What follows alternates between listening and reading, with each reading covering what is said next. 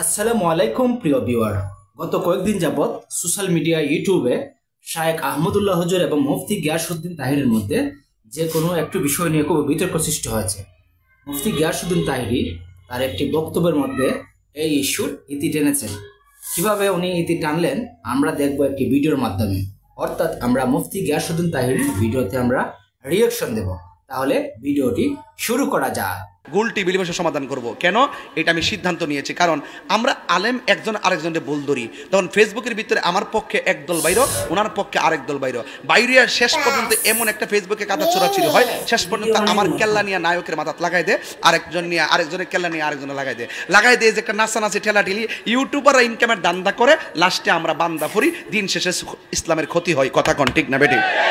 এই আছে যখন অনেক বিতর্কিত ইস্যু আসে তখন ফেসবুকে বা ইউটিউবের মধ্যে যারা ইউটিউবার আছেন তারা শর্টকাট করে কেটে কিন্তু ফেসবুক বা ইউটিউবে প্রচার করে দেন, আর এটা নিয়ে কিন্তু বিতর্ক সৃষ্টি হয় পাবলিকের মধ্যে। সেজন্য মুফতি গিয়াসউদ্দিন তাহির বলেছেন যে কোনো বিষয় নিয়ে যদি বিতর্ক হয় তাহলে মোবাইলের মাধ্যমে কথা বলে এটা সমাধানের চেষ্টা করা। এই জন্য আমি সব কোরআনের আলেমদেরকে বলবো, যদি আপনাদের মধ্যে কোনো সমস্যা থাকে আপনারা একটা কাজ করবেন, ব্যক্তিগতভাবে ফোন দিবেন, ফোন দিয়ে এক জায়গায় বসবেন, বৈশা সমাধান করবেন। কিন্তু ওই যে অনলাইনে ফেসবুকে ওই ওই কোনো ধান্দাবাজকে সুযোগ দেওয়া যাবে না।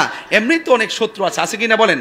এরপরে তাদেরকে সুযোগ দেওয়া যাবে না, ফেসবুকের কাদা ছোড়াছুরি করা যাবে না, এবং কমেন্টস বক্সে কোনো গালাগালি করা যাবে না। যদি কোনো সমস্যা হয় এটা বাংলাদেশ যে কোনো জায়গায় যাওয়া যায়, কথা করে একটা ফোন দিবেন, ভাই আপনার বক্তব্য আমার কাছে সমন হয়েছে তো ভাই কীভাবে এটা সমাধান করব?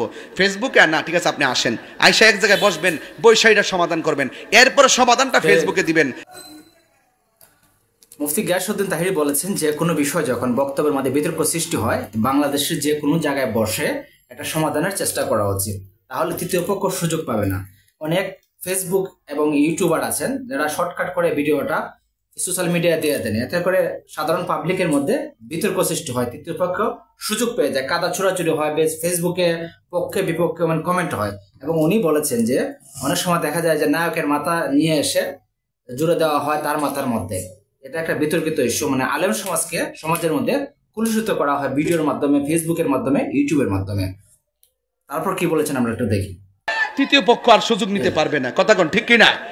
কিছু কিছু লোক আছে মজা মারে, কিছু কিছু লোক আছে মজা মারে। ওই যে ব্যারিস্টার সুমন ভাই বলেন মজা মারে ফজা ভাই, আমরা খালি বইটা ভাই, মানে তৃতীয় পক্ষ মজা মারে, ইউটিউবাররা মজা মারে, আর যারা ইসলামকে কলুষিত করতে চায়, যারা ইসলাম বিরোধী, এরা বিষয়টা নিয়ে মজা পায়, আর বিতর্কিত হয় কে আলেম সমাজ।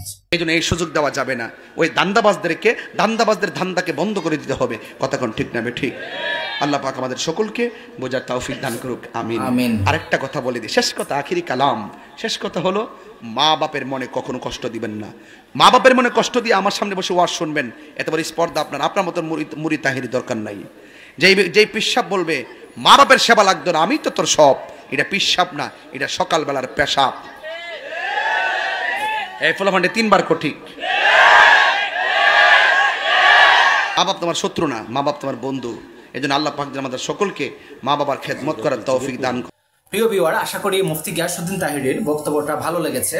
আর যদি উনি বর্তমানে যে সিদ্ধান্ত নিয়ে থাকেন এটা যদি একটু ভালো সিদ্ধান্ত হয়ে থাকে, যে কোনো আলেম ওলামার মধ্যে যে কোনো বিষয় নিয়ে, ইসলামের যে কোনো বিষয় নিয়ে বিতর্ক সৃষ্টি হলে আপনাদের মধ্যে আলোচনার মাধ্যমে যদি শেষ হয় তাহলে বিষয়টা বিতর্কিত হয় না, ফেসবুক সোশ্যাল মিডিয়ায় ভাইরাল হয় না এবং কাদা ছোড়াছুড়ি হয় না।